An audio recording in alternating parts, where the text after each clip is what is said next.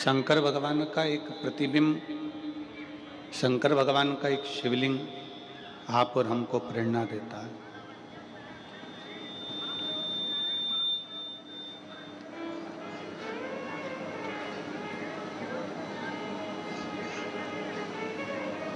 शिव जी का एक शिवलिंग आप और हमको प्रेरणा प्रदान करता है।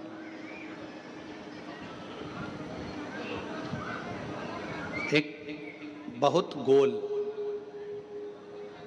एकदम चिकना सा, सुंदर सा एक पत्थर,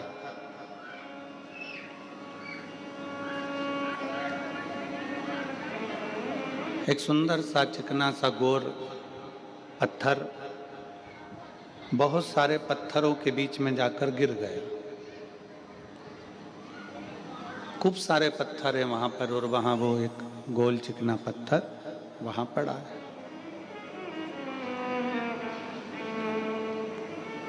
उबड़ खाबड़ पत्थर हैं, आड़े टेढ़े पत्थर हैं।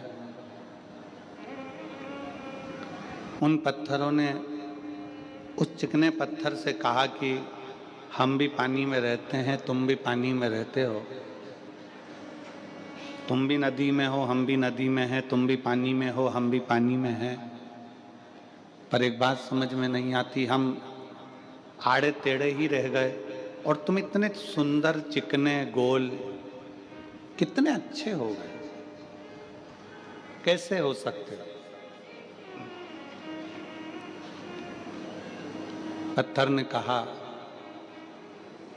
कि तुम नदी के किनारे पर एक जगह पर स्थिर होकर बैठे रहे और मैं पानी के थपेड़े में, पानी के बहाव में, पानी के साथ में बहता रहा, बहता रहा, बहता रहा।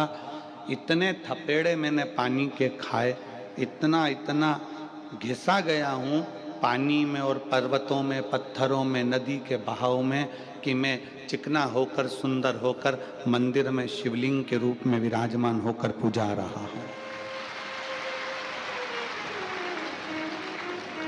पत्थर तुम भी हो, पत्थर में भी हो।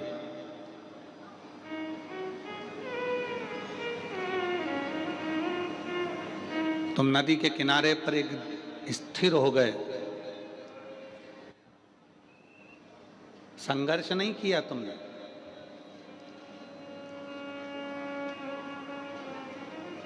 जो संघर्ष से डरता है,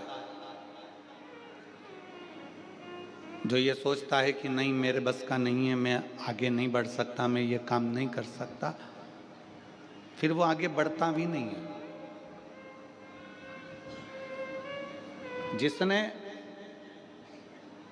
संघर्ष किया है, दुनिया के थपेड़ों को झेला है, दुनिया के बातों को झेला है, दुनिया के शब्दों को झेला है, दुनिया की वाणियों को झेला गया है, गालियों को झेला गया है, अपशब्दों को झेला गया है, फिर एक दिन वो धीरे धीरे इतना आगे बढ़ जाता है कि कहीं ना कहीं उच्च पद पर बैठकर अपने आनंद के साथ जीता है और पूरे राज्य का भी रक्षा करता है।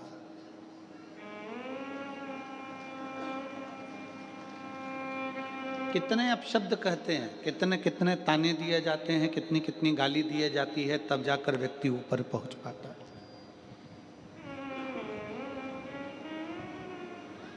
माननीय भारत सरकार के प्रधानमंत्री जी को कोई चाय वाला कह दे, कोई चौकीदार कह दे, कोई कुछ कह दे, कोई कुछ कह दे, कोई कुछ कह दे, इतने इतने शब्द। ये वही है शिव महापुराण की कथा कि जिसने संसार के थपेड़ों को, संसार के शब्दों को, संसार की वाणी को, संसार की गालियों को जिसने सह लिया, वही मंदिर में जाकर पूजा गया और वही उच्च पद पर बैठ गया।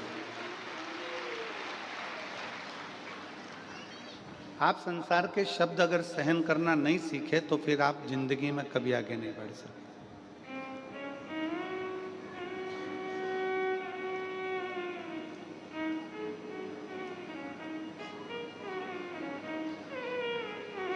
कितना ही आप प्रयास कर लो।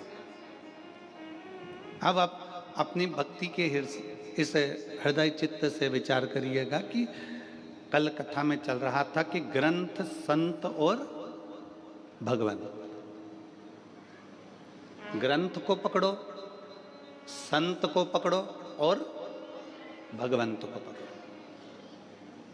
शिव महापुराण की कथा कहती है, मान लो आप ग्रंथ को भी नहीं पकड़ पाए, हो सकता है कि अपन पढ़े लिखे ना हो सकता है हमने पढ़ाई ना करी हो,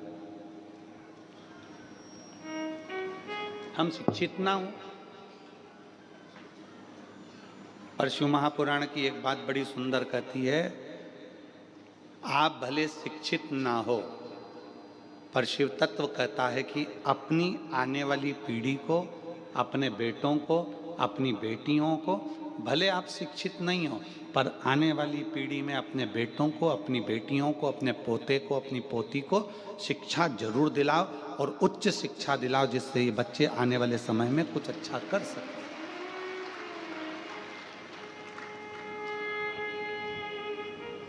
आज अच्छी शिक्षा की हर व्यक्ति को जरूरत है।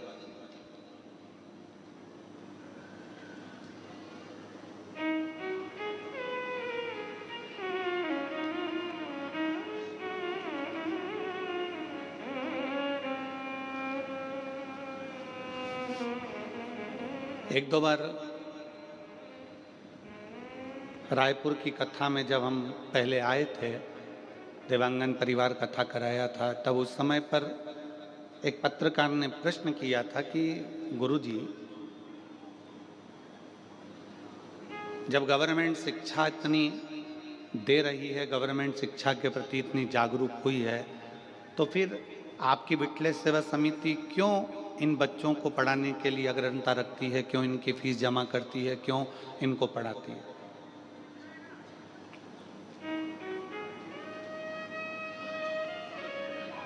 हमने उस समय पर भी उन पत्रकार बंधुओं को कहा था कि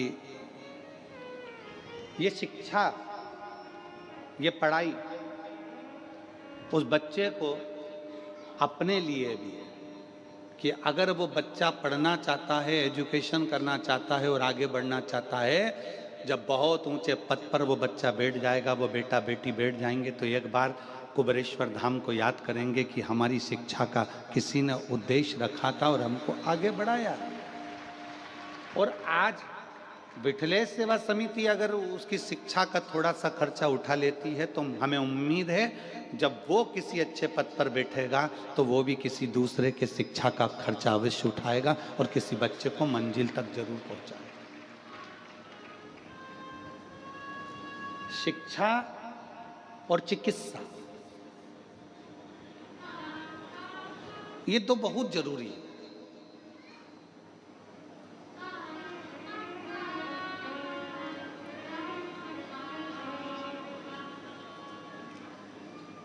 और हमारा तो निवेदन है पूरे भारत सरकार से, माननीय राष्ट्रपति महोदय जी से, माननीय प्रधानमंत्री महोदय जी से, माननीय मुख्यमंत्री महोदय जी से, माननीय क्षेत्रीय सांसद महोदय जी से, माननीय विधायक महोदय जी से, अध्यक्ष महोदय जी से, जितने ऊंचे ऊंचे पद पर जो बैठे हैं उन सब से निवेदन है कि अपने क्षेत्र में रोड बने ना बने, अपने क्षेत्र में नाली बने ना बने, पर अपने क्षेत्र में अच्छे स्कूल और अच्छे हॉस्पिटल बनना जरूरी है।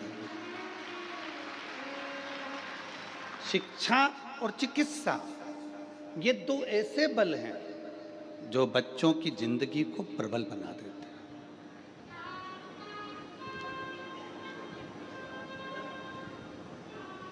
मेरी जीजियों, आप भले छोटे से गांव हाले कोसा में रहते हो, छुरिया में रहते हो, या और छोटे से छोटे गांव में रहते हो, आप भले पढ़े ना हो, आपके माता पिता ने भले आपको पढ़ाया लिखाया नहीं हो, भले आप कुछ भी नहीं जानते हो, पर इस व्यासपीठ के सामने से संकल्प लेकर जाना कि मैं अपने बेटा बेटी को खूब पढ़ाऊंगा और खूब पढ़ाऊंगी, जिससे वो अपना नाम रोशन करे।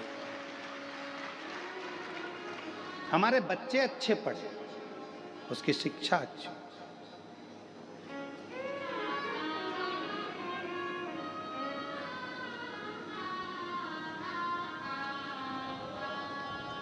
और बड़ी खुशी होती है छत्तीसगढ़ को देखकर।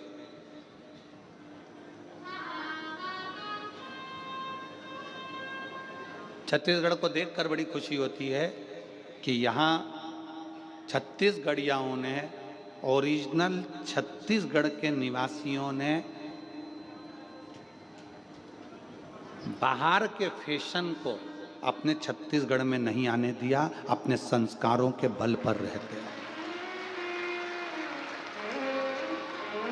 बाहर का फैशन नहीं आया।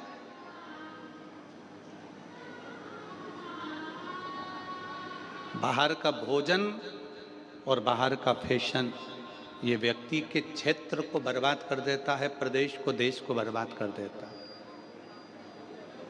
फैशन भी बर्बाद करता है और बाहर का भोजन भी बर्बाद करता है। आज क्यों इतनी बीमारियां फैल रही है? लीवर खराब हो गया, किडनी खराब हो गई, थायराइड हो गया, शुगर हो गई, कहीं बीपी हो गया, कहीं आँखों से दिखना कम हो गया, कहीं कानों से सुनना कम हो गया, कहीं ब्रेन हेमरेज हो रहा है, कहीं ब्रेन ट्यूमर हो रहा है, कहीं गांठें हो रही हैं। उसका कारण क्या है? हमारा खान पीन शुद्ध नहीं हो पा रहा। क्यों? ना जाने कौन कौन सा भोजन बाहर का आ गया, ऐसा ऐसा भोजन, कहीं मैदे का, कहीं काहे का, ऐसा ऐसा भोजन आ गया कि लोग उसे, वो फिर वही बात आ गई, दबा दबा कर खाओगे तो दवा खाने जाओगे। इतना दबा कर खा लिया कि आखिरी में दवा खाना चले। गलत भोजन का त्याग हो।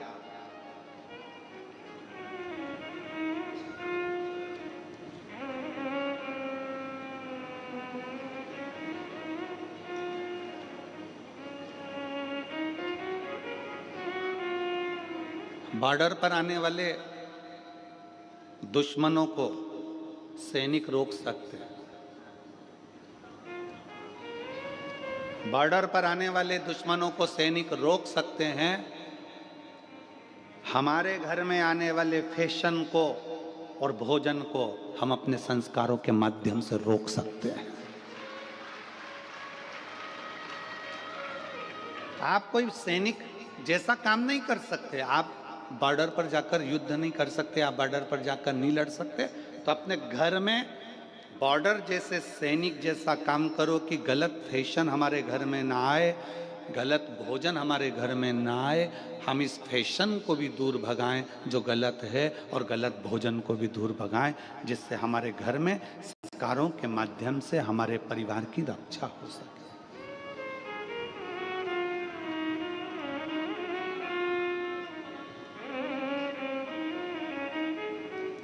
पहले हिंदी और बिंदी भारत की निशानी थी। हिंदी और बिंदी भारत की निशानी थी। आज भारत में रहने वाले भी जब अंग्रेजी में बात करते हैं तो लोगों को ये दिखाना चाहते हैं कि हम हिंदी नहीं बोलते, हम अंग्रेजी बोलते हैं, हम ज़्यादा अप टू डेट हैं। और शिव पुराण कहती है कि माथे की बिंदी और मुख की हिंदी ये दिखा देती है कि आपके घर के संस्कार कितने हैं, आपके घर के संस्कार कितने।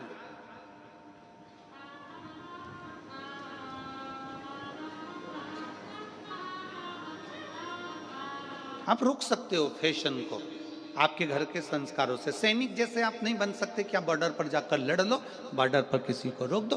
दुश्मनों को रोकने का काम सैनिक का है, और घर में गलत फैशन और गलत भोजन को रोकने का काम आपका, आपके संस्कारों का।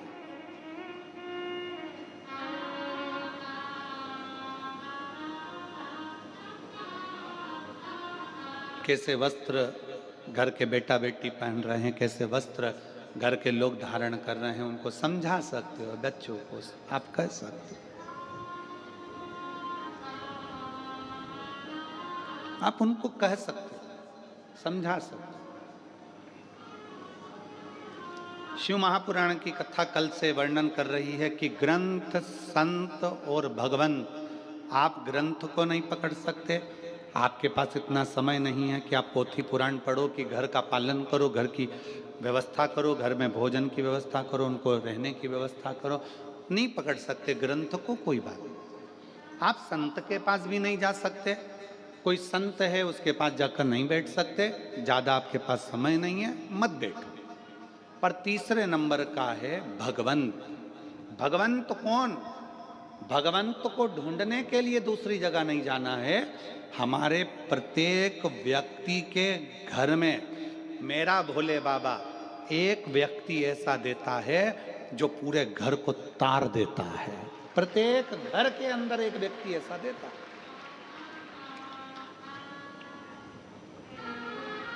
अपने क्षेत्र में, अपनी कॉलोनी में, अपने मोहल्ले में, अपनी सोसाइटी में, अपने गांव में, अपने नगर में मेरा भगवान शंकर एक व्यक्ति ऐसा देता है जो पूरे गांव को, मोहल्ले को, क्षेत्र को, परिवार को पार लगा देता है। हम दिनेश जी साहू जी आपको इसके लिए धन्यवाद देंगे कि वास्तवता इतने छोटे से गांव को आपको इसलिए साधुता दे रहे हैं कि इतने छोटे से गांव हाले कोसा को शायद कोई क्षेत्र ऐसा नहीं है जिस क्षेत्र में हमने दूसरी बार इतनी जल्दी कथा करी हो, पर हाले कोसा की भूमि पर दूसरी कथा हो रही है। ये दूसरी ये क्षेत्र है।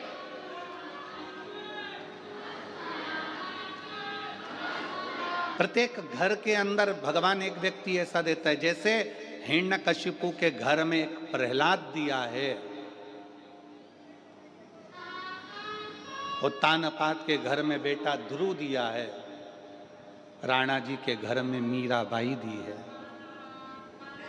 कर्माबाई दी है, नामदेव जी दिए हैं, संत तुकाराम जी दिए हैं, रामकृष्ण परमहंस जी दिए हैं। उसी तरह भारत के भूमि पर जितने घर हैं, प्रत्येक घर के अंदर एक कोई बच्चा, बेटा, बहू, माँ, काका, काकी, फूफा, मामा, नाना, कोई भी एक व्यक्ति भगवान ऐसा देता है जिसके अंदर भगवान की भक्ति देता है, और वो सबसे कहता है भगवान का भजन करो, एक लोटा जल चढ़ाओ, शिव की उपासना करो। उसके पास बैठोगे तो वो भगवान की ही बात करेगा, उसके पास जाकर बैठोगे तो सत्संग की ही बात करेगा। और वो पूरे घर को अकेला, जैसे प्रहलाद जी महाराज अकेले, प्रहलाद जी महाराज को भगवान नारायण ने वचन दिया था कि तेरी पीढ़ी दर पीढ़ी में रक्षा करूंगा। तो उस भले राक्षस घर में तेरा जन्म हुआ है, परंतु तेरी पीढ़ी दर पीढ़ी किसी को तेरी पीढ़ी के अंतर्गत मारूंगा नहीं, क्योंकि तूने मुझे प्राप्त किया।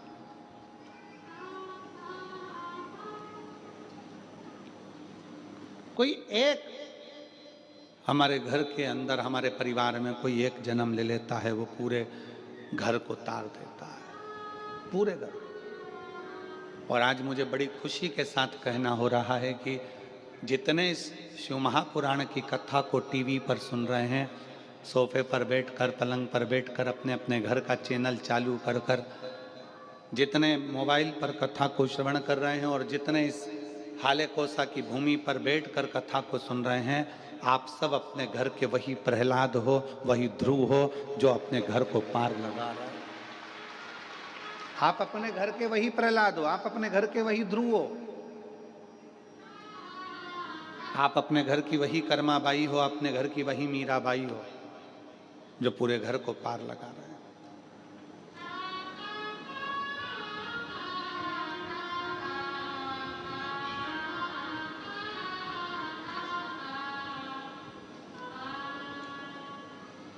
हर पल, हर घड़ी, हर क्षण। आप किसी ग्रंथ को भी पूरा नहीं पकड़ सकते, संत के पास जाकर नहीं बैठ सकते, तो भगवंत को ढूंढो। भगवंत कहीं ढूंढने के लिए जाने की जरूरत नहीं है। भगवंत तुम्हारे घर के पास में होगा, तुम्हारे घर में होगा, तुम्हारे मोहल्ले में होगा, तुम्हारे क्षेत्र में होगा, तुम्हारी कॉलोनी में होगा, तुम्हारी सोसाइटी में होगा। कोई एक महिला, पुरुष, बेटा, बेटी, बच्चा, बच्ची, कोई एक ऐसा होगा जो भगवान की भक्ति में डूब रहा होगा और आपको भी कहेगा कि क्यों दुखी हो, एक लोटा जल चढ़ाया करो। क्यों तकलीफ भोग रहे हो, भगवान शंकर की शरणागति में जाया।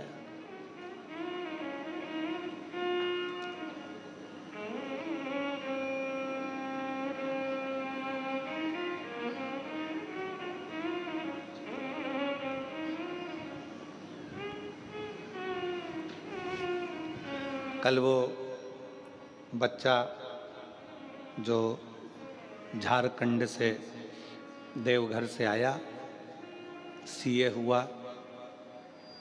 वो बच्चे ने उनके आसपास में कोई को बोला होगा कि जितनी खुशी तो मेरे को सीए बनने में नहीं हुई होगी, उतनी खुशी तो मैं व्यासपीठ को प्रणाम कर कर प्राप्त करूं।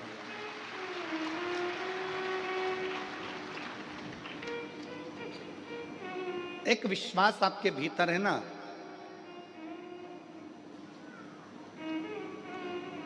एक भगवंत जैसा पथ आपके भीतर है ना।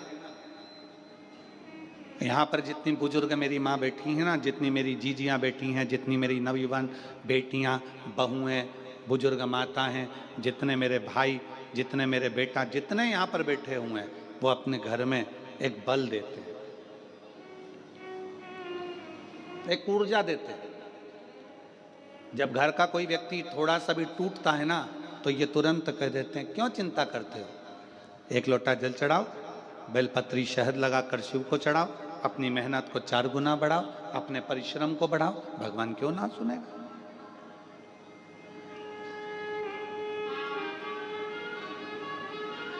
आप किसी को बल दे रहे हो ना, ये दुनिया का सबसे बड़ा दान है, विश्वास दे देना। और दुनिया का सबसे बड़ा पाप है विश्वास को तोड़ देना, भरोसे को तोड़ देना। यह दुनिया का सबसे बड़ा पाप है। और दुनिया का सबसे बड़ा पुण्य है किसी को विश्वास दे देना, किसी को भरोसा दे देना। बड़ी बीमारी हो गई, लीवर किडनी बेकार हो गया, कैंसर जैसा रोग हो गया, शरीर में गठान हो गई, तो भी आप खुश होकर उससे कह रहे हो काय की चिंता करना। वो सीवर वाला महाराज कहता तो है, सारी समस्या का हल एक लोटा जल। क्यों रो रही हो, क्यों दुखी हो? अरे लीवर खराब हो गया, किडनी खराब हो गई, थायराइड हो गया, ब्रेन में ऐसा हो गया, ब्रेन हेमरेज हो गया, ट्यूमर हो गया, ये हो गया, वो हो गया, कैंसर हो गया। मत रो। आप से कोई मिल रहा है और वो अपना दुखड़ा कह रहा है, तो उसको आपने विश्वास दिया, चिंता मत कर, शंकर जी के मंदिर जाया कर, मैंने सुना है एक लोटा जल चढ़ाने से बाबा सुनता जरूर है। शिवजी पे चढ़ा हुआ जल पीना प्रारंभ कर, एक बेलपत्री अगर बीमारी है तो खाना प्रारंभ कर। उसको कह दिया, उसको विश्वास हो गया कि अब मैं बच जाऊंगी। और ये पक्का है, जब तुम्हारे भीतर इंद्रियों में ये बात आ जाए कि अब मैं बच जाऊंगी, तो दुनिया में काल के पास में भी वो नहीं है कि तुम्हारे को मौत दे दे, वो भी तुम जीत सकते हो। विश्वास, भरोसा।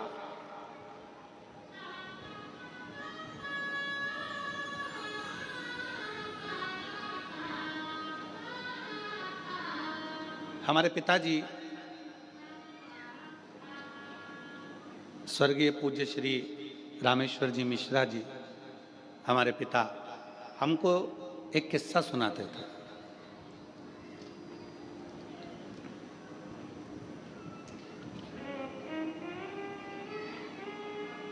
बाल्यावस्था में एक किस्सा उनका बड़ा प्रिय था, वो हमेशा कहते थे,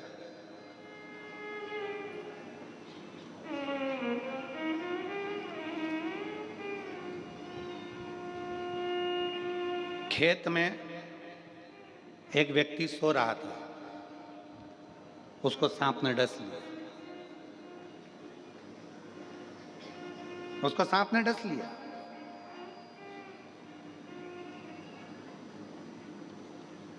सांप डसा, उसके नेत्र खुल गए, उसने देख लिया सांप डस के जा रहा है। चिल्लाया जम के, पत्नी उड़ गई, पास में सोई थी, उसने देखा, उसने भी देख लिया कि सांप डसा। जम के पत्नी ने कपड़ा बांधा, पति ने कहा मुझे सांप डस गया। पत्नी कहती है क्यों मूर्खों की तरह बात करते हो, पागल हो गए, सांप डस गया। अरे मैंने देखा सांप डस के अभी गया, काला सांप था बहुत भयंकर। पत्नी कहती है वो तो मैंने काले कलर की रस्सी पटकी हुई थी तो वो घड़ी बना के रखी थी, कोई सांप में अपनी डसा, चलो सो जाओ। पति सो गया, पाँव में दर्द हुआ, पत्नी ने पति को कॉन्फिडेंस दे दिया कि तुम्हें सांप ने नहीं डसा है। पति ने भी मान लिया कि मुझे सांप ने नहीं डसा। पत्नी ने नीम का काढ़ा बनाए, पति को पिलाकर सवेरे पति काम पर लग गया, अपने कार्य में लग गया।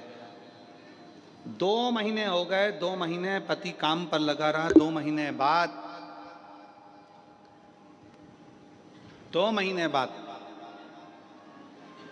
पत्नी ने ये बात अपने घर के लोगों को बता दी और घर के छोटे भाई ने अपने भाई को कह दिया, भैया भाभी ने तुमसे झूठ कहा था, पर सही बताए ना, 2 महीने पहले तुमको सांप ही काटा था। इतना तो सुना था और पति मर गया।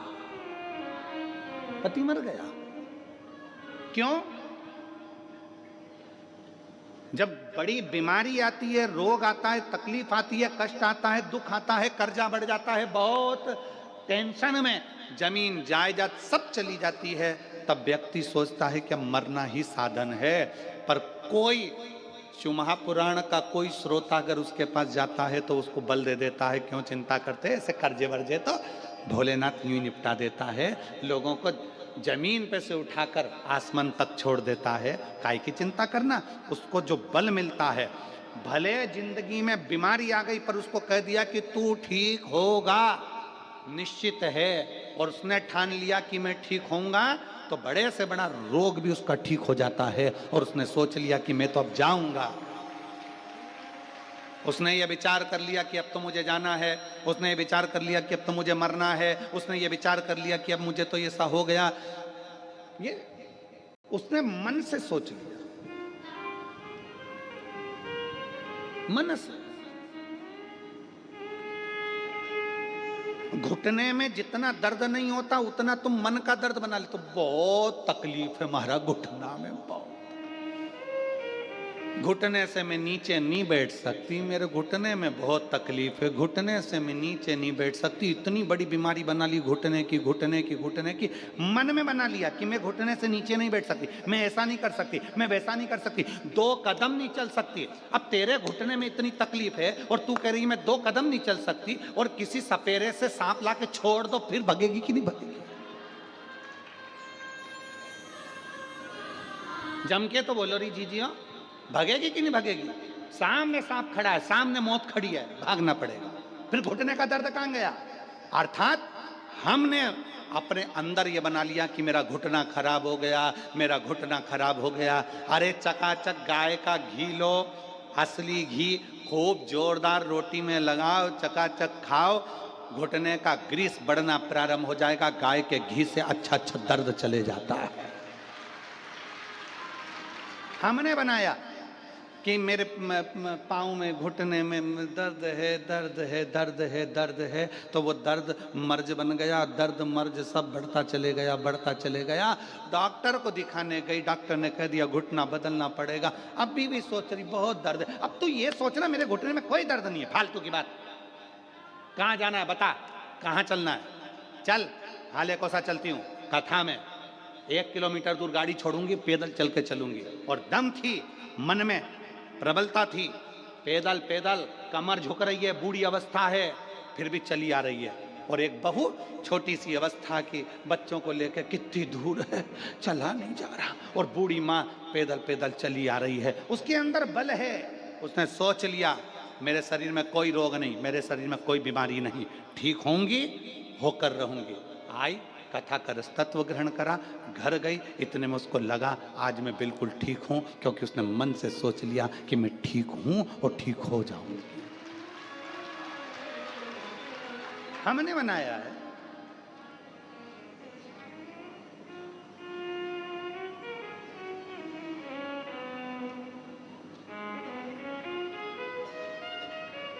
कोई कोई भ्रम लोग अपने आप पैदा कर लेते हैं, अपने आप भ्रम पैदा कर लेते हैं।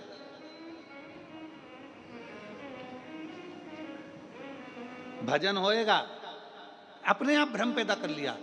जैसे कोई भजन आया और लोग भ्रम पैदा कर लेते कि मेरे को अभी थोड़ी देर में मैं घूमने लगूंगी।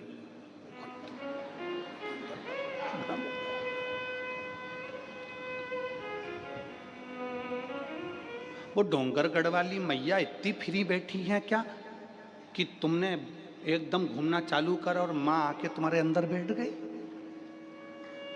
हनुमान जी इतने फ्री बैठे हैं क्या कि तुम्हारे अंदर आकर बैठ जाएंगे? देवता इतने फ्री बैठे हैं कि थोड़ी थोड़ी देर में तुम्हारे घर में, तुम्हारे अंदर आकर बैठ जाएंगे? नहीं, हमने भ्रम बना लिया कि शरीर में ये लग गया, शरीर में वो लग गया, शरीर में ये लग गया, शरीर में वो लग गया। शरीर में कभी गांधी जी तो नहीं लगते? लगना चाहिए।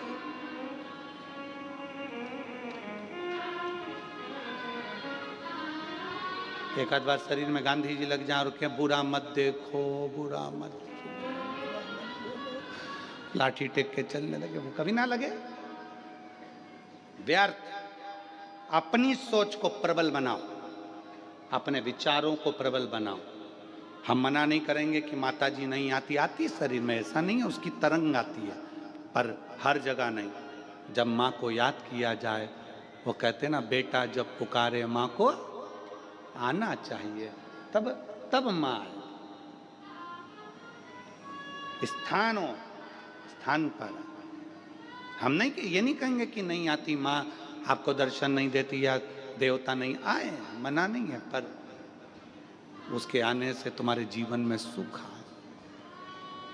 ब्रह्म नहीं, ब्रह्म।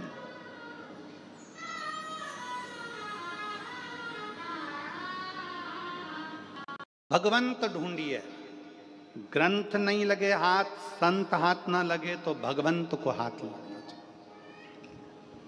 भगवंत कौन है? भगवंत का लक्षण क्या? भगवंत का सबसे बड़ा लक्षण है ना काहू से दोस्ती, ना काहू से बैर। भगवंत का सबसे बड़ा लक्षण है वो ज्यादा किसी से दोस्ती भी नहीं, ज्यादा किसी से बैर भी नहीं, किसी से उसकी दुश्मनी नहीं है और किसी से उसकी दोस्ती नहीं। जो मिला उसको गले लगा लिया। वो एक हमारे सनातन धर्म में एक बहुत सुंदर सी लाइन गुनगुनाते हो ना, ज्योत से ज्योत जगाते चलो और प्रेम की गंगा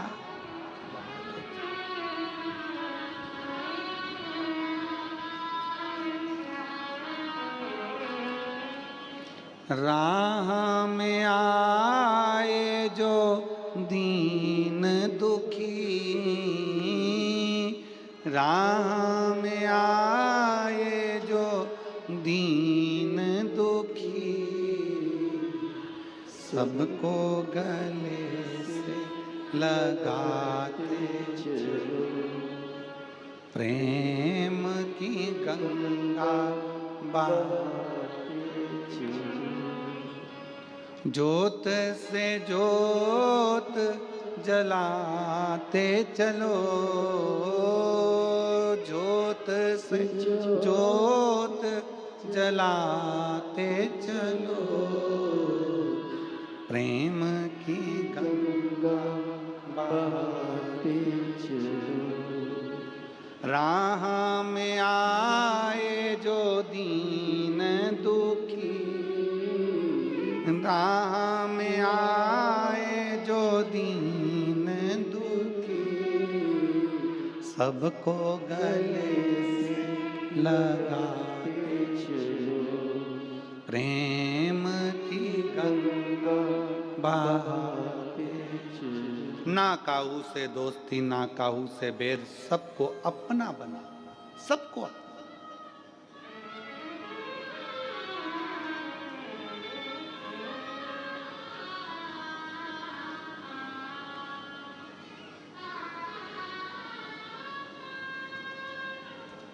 सास कहती है बहू बुरी है, तो लाई काहे को? बहू कहती है सास बुरी है, तो आई काहे को? क्यों आई?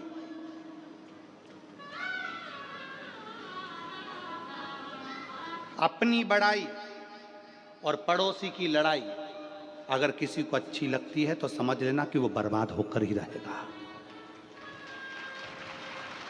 जम के बोलो, क्या क्या क्या क्या? अपनी बड़ाई और पड़ोसी के घर की लड़ाई अगर तुम्हें अच्छी लग रही है तो समझ लेना कि एक दिन तुम बर्बाद होकर रहोगे।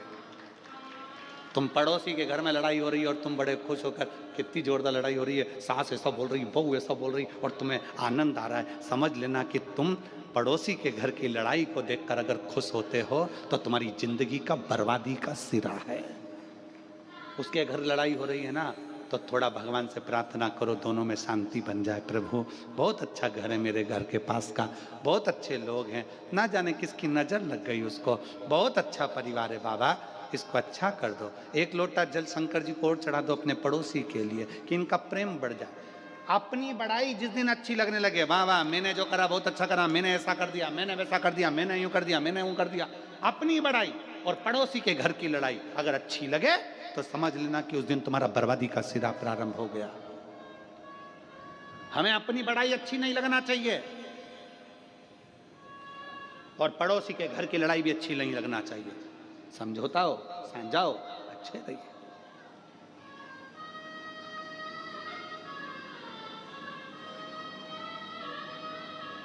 सास कह दे मेरी बहू बुरी है तो हम कहते हैं लाई काय को, और कोई कह दे कि मेरी सास बुरी है तो तू आई काय को।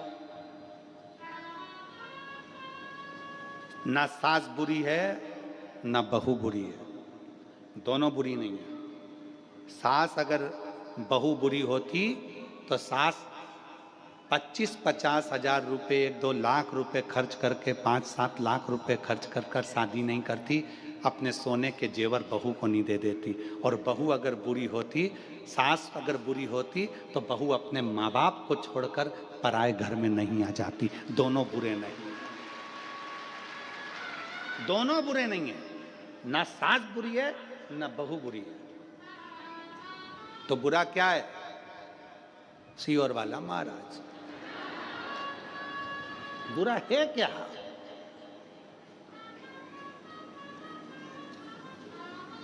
गुरुजी आप कह रहे हो ना सास बुरी ना बहू बुरी, तो बुरा कौन? सियोर वाला महाराज। मतलब ना सास बुरी है ना बहू बुरी है, हम जो दिमाग में लेकर बैठे हैं, नीले कलर का चश्मा लगा के बैठ गए और सोच रहे सब पीले दिखें तो पीले दिखेंगे।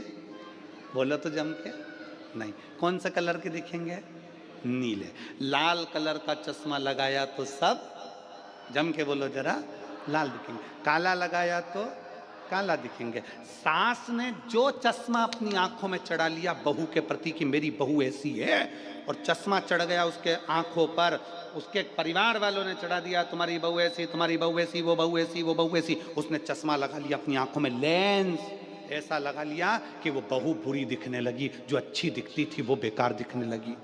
बहू ने चश्मा चढ़ा लिया अपनी आंखों पर कि सास बुरी, तो वो बुरी दिखने लगी। अपने चश्मे को चेंज करिए, अपने चश्मे को बदलो।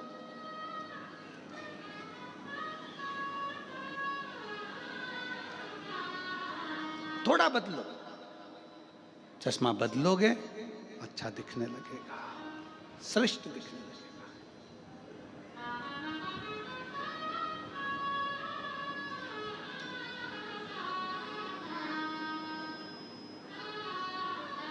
सास और बहू में एक बड़ा अंतर है।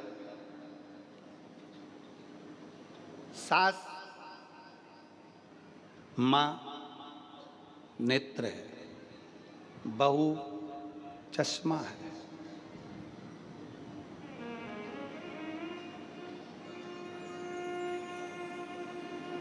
आंखों से अगर थोड़ा सा भी कमजोर दिखेगा तो चश्मे को साफ करोगे कि आंख साफ करोगे? जम के बोलो जरा।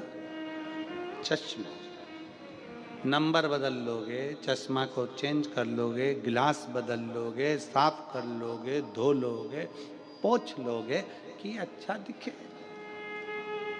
अच्छा नजर आए।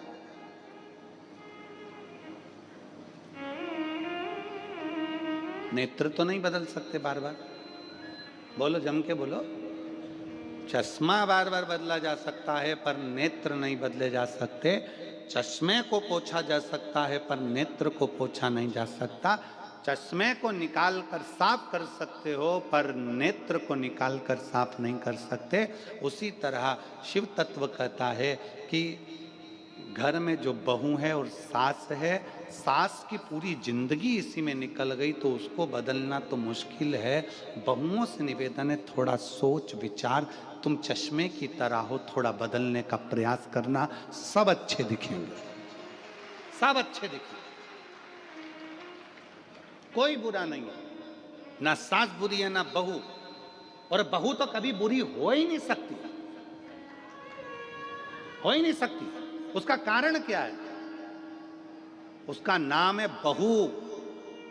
जो घर में खुशियां बहुता में लेकर आए, जो तुम्हारे घर का वंश बढ़ाए, जो तुम्हारे घर में आकर सूखी दाल रोटी खाकर भी बहुत आशीर्वाद दे, उसका नाम बहू होता है महाराज, जो बहुता में सुख दे। और सास कभी जिंदगी में बुरी नहीं हो सकती, सास के बराबर दुनिया में कोई नहीं हो सकता, वो कभी बुरी नहीं हो सकती। बस एक आस सास को लगी रहती है कि मैं जितनी फुर्तीली हूं, मैं जितनी फुर्ती से काम करती हूँ, मेरी बहू उतनी फुर्ती से काम करे। लड़ाई इस चीज़ की होती है। सास को लगता है कि मैं जल्दी सवेरे उठती हूँ तो बहू जल्दी उठे, सास को लगता है मैं इतने लोगों का खाना बना लेती हूँ तो बहू भी बनाए। अब सास को कौन बताए कि तू 75 की है, वो 32 की है। जब वो धीरे धीरे धीरे धीरे तेरी उम्र में आएगी तो ऊपर चली जाएगी, और जब तेरी उम्र में वो आएगी तब तेरी जैसी फुर्ती उसमें भी आएगी। ऐसा नहीं है, उम्र की एक गरिमा रहती है। 14 साल के लड़के से कहो कि तो इतना मेहनती काम कर ले, नहीं कर सकता। 24 साल के लड़के से बोलोगे करेगा, 34 साल के कहोगे फिर करेगा, 54 साल के बोलोगे तो करेगा। तुम आस बहुत लगाए हो, वो आस थोड़ी सी कम करो।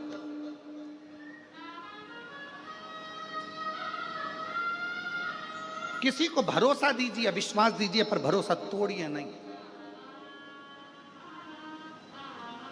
दुनिया में सबसे बड़ा दान है, अभी कथा में कहा था, तो वो विश्वास का दान है, भरोसे का दान है। चिंता मत करना, बाबा बैठा है।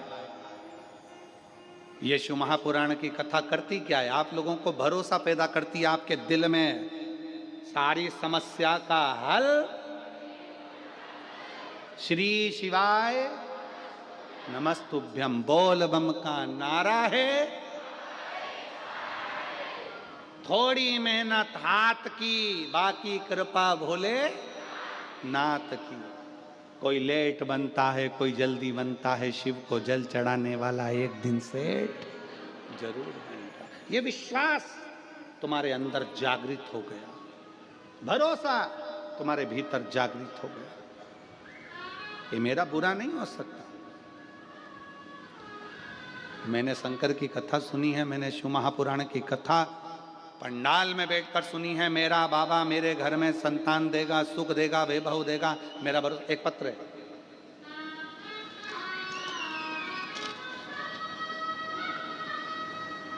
मेरा नाम ईशिका अग्रवाल है, मैं बिलासपुर छत्तीसगढ़ की रहने वाली हूँ। कहीं बैठी हो ईशिका अग्रवाल तो हाथ हिला सकती हैं। मेरा नाम ईशिका अग्रवाल है, मैं बिलासपुर छत्तीसगढ़ की रहने वाली हूँ। कहीं बैठी हो तो हाथ हिला सकती हैं। ईशिका अग्रवाल, बिलासपुर छत्तीसगढ़ से। मैं सीए की पढ़ाई कर रही थी। मैंने 2 बार सीए फाइनल का एग्ज़ाम दिया, पर उसमें मेरा रिजल्ट अच्छा नहीं रहा और मैं फेल हो गई। मैं हिम्मत हार चुकी थी, बार बार वही किताबें पढ़ने से मैं थक चुकी थी और तंग आ चुकी थी। मेरे को फिर से तैयारी कर एग्ज़ाम देने में डर लग रहा था। पत्र को आप लोग एलईडी पर जरूर पढ़ें, आस्था चैनल पर पढ़ें कि एक बेटी ने अपने भीतर का दर्द कितना लिखा। हिम्मत हार चुकी थी, बार बार वही किताबें पढ़ने से थक चुकी थी और तंग आ चुकी थी। मेरे को फिर से तैयारी कर एग्ज़ाम दिलाने में डर लग रहा था। मन में यही विचार आता कि इस बार भी नहीं हुआ तो क्या होगा। मेरी मम्मी आपकी कथा सुनती है और उन्होंने ही मुझे बताया कि कैसे आप अपने पत्र में कि पत्र के माध्यम से बताते हैं कि आपके बताए हुए उपाय और महादेव जी का विश्वास के कारण कितने लोगों का सफलता मिली है, कितने लोगों का काम हुआ है। आपने बोला था अपनी मेहनत को 4 गुना कर दो और भोले बाबा पर विश्वास पूरा करो, मन से करो। मैंने वैसा ही किया। महादेव जी पे शहद वाली बेलपत्र चढ़ाकर एग्जाम देने गई, अपनी मेहनत को 4 गुना बढ़ा दिया। एग्जाम के बाद मैं सीहोर गई, वहाँ बाबा से अपने मन की बात कह दी। रायपुर में हुई कथा पंडाल में बैठकर कथा को सुना। 24/12/2024 पशुपतिनाथ का व्रत प्रारंभ किया। कितनी तारीख को करा? 24/12/2024 को कथा व्रत प्रारंभ करा, रायपुर की कथा सुनी और एक ही व्रत पूर्ण हुआ और मेरा रिजल्ट 26/12/2024 को आया। बाबा ने ऐसी कृपा कर दी कि 2 ग्रुप मेरे रह गए थे। जिस 2 ग्रुप में मैं हमेशा फेल हो रही थी, बाबा ने एक साथ दोनों ग्रुपों में पास कर दिया और आज मैं बाबा की कृपा से सीए बन गई। आज मैं बाबा की कृपा से सीए बन गई। मैं बाबा को यहाँ प्रणाम करने के लिए आई हूँ। मेरा मोबाइल नंबर ये है। शिव तत्व की प्राप्ति, मेरा नाम इंशिका